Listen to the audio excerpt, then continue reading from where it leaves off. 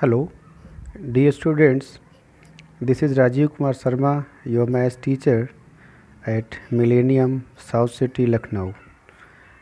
As you know, dear students, we have completed the chapter coordinate geometry. The chapter was very interesting and that was completely based on the Cartesian plane. We have done so many questions, so many examples. Some questions were done without graph paper. For the some questions graph papers were required. I am very glad to share some important things are there. That was the quadrant. So please remember the quadrants and their sign convention, because we will use that in the forthcoming chapter which we are going to start today, right? The next chapter which we are going to start, that is linear equation in two variables. As I know, everybody is familiar to the linear equation. Word linear means if any one equation is there in such a way variables are having the degree as 1, then the equation will be known as linear, right? And as per the name of this chapter, it is in two variable, so number of variables will be 2. So overall we will write the equation in such a manner that will consist two variables and each variable must have the degree as 1.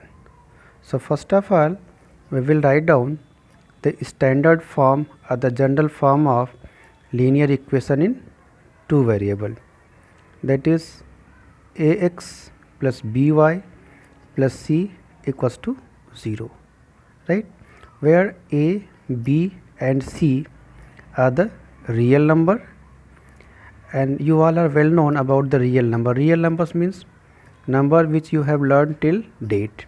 That is real means real, it is natural number, integers, rational number, irrational number, prime number, co-prime number, whole number, all kind of the numbers which you know, that is real number. So a, b and c is real number. A is the coefficient of x, b is the coefficient of y and c is the constant term, right? This is standard form. Okay, if a equals to 0, then 0 into x 0, then the by plus c equals to 0 will remain. Means if a equals to 0, then only two terms are remaining, in which one variable and other that variable, this one and this constant term. So it's a conclusion that a not equals to 0. Remember this point. If you are writing a should not be equal to 0 and b not equals to 0. If a and b both are 0, then there will not be an equation. If a equals to 0, then there will be only one variable.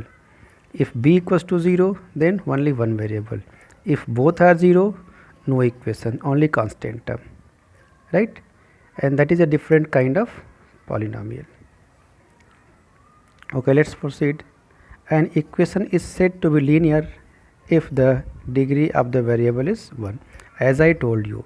So remember this, degree of variable should be 1, like x power what? X power 1, so degree is 1, y power 1.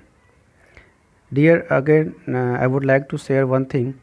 In this equation, a and b are the coefficients of x and y respectively, and c is the constant term. We are not taking the a, b and c as the variable, only x and y are the variables, right? For example, 2x plus 3y equals to 6. It is an equation. As per the standard form or the general form, we can write this equation as 2x plus 3y minus 6 equals to 0. After writing this, we can compare this equation to the standard form, and standard form is this. Compare the coefficients of x. Here coefficient of x is 2, in that one coefficient of x is a, so a equals to 2, right? Similarly, compare the coefficient of y. So coefficient of y is b, and here coefficient of y is 3. Now just compare the constant term. Constant term is c in the standard form, and here it is minus 6. So this is minus 6 constant. Is it? Next one, again I am taking one more example. Equation is given in this form: 9x plus root 3y minus 2 equals to 0. If we are looking forward for the coefficients, then a equals to 9, because a is the coefficient of x and this is 9. Again b equals to root 3, that is coefficient of y, and constant term c is minus 2, so c equals to minus 2, right? This is the way to represent. Next head which comes under this, an equation of one variable can be represented in two variable. That is the way to represent, right? Because when I told you the chapter polynomial, that day I told zero polynomial, and the zero polynomial was a specific polynomial in which all the terms were having coefficient as 0. I can write an example to understand that one. Zero polynomial, zero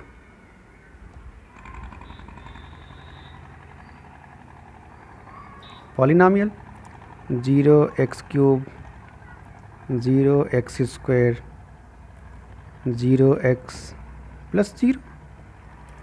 0 into x cube, it is 0, this into this 0, this into this 0, this is 0, and overall result is 0, right? Similarly, we will try to understand the next head of this chapter, presentation of the linear equation in one variable. Presentation of linear equation in one variable into two variable. So let's understand this. I took the example as x equals to 8. This is the equation in one variable because x is one and only one variable, and 8 is the constant term. In the next step, can we write x plus 0 equals to 8? Yes, we can write, because 0 is the additive inverse, and additive inverse means the value, a physical value, in such a way by adding that there will not be any change in the value of the given variable. If you are adding the 0 into x, then x plus 0 equals to x. As you are going to add the 0 to the 2, then 2 plus 0, 2, 8 plus 0, 8, 5 plus 0, 5. So that's why 0 is the additive inverse. Additive inverse means the term in such a way that will not change the value. That is known as additive inverse. Actually, there are two kinds of inverses. One is additive inverse, and next one is the multiplicative inverse. So additive inverse is 0 and multiplicative inverse is the 1. Means one वो multiplicative inverse होता है. By that, if you are going to multiply with that, result remains constant, like 25 into 1, 25, 24 into 1, 24, 35 into 1, 35, 2480 into 1, 2480. Okay. So I wrote this x plus 0 into y. Instead of 0, we can write 0 into y. 0 into y means 0. So this 0 can be written as 0 into y equals to 8. Now at this step it was linear equation in one variable. Now this is linear equation in two variables, and this is the way to represent. Actually it is linear equation in one variable, but it may be represented in the form of two variable, right? This is the beauty of mathematics. So got it? You can practice some questions on the basis of this. So many questions are given in the NCERT as well as the other books, because this is the basic concept. You can apply this concept. Remember this point. The next question, I am not going to take the question. I would like to explain the word problems. Some questions may be the part of this chapter. Word problem means questions will be in the form of a story. You will read the story, or you will you will read the stanza or the given lines, and then after you will prepare an equation. Simply I wrote this: cost of a bat and the cost of a ball is rupees 250 together.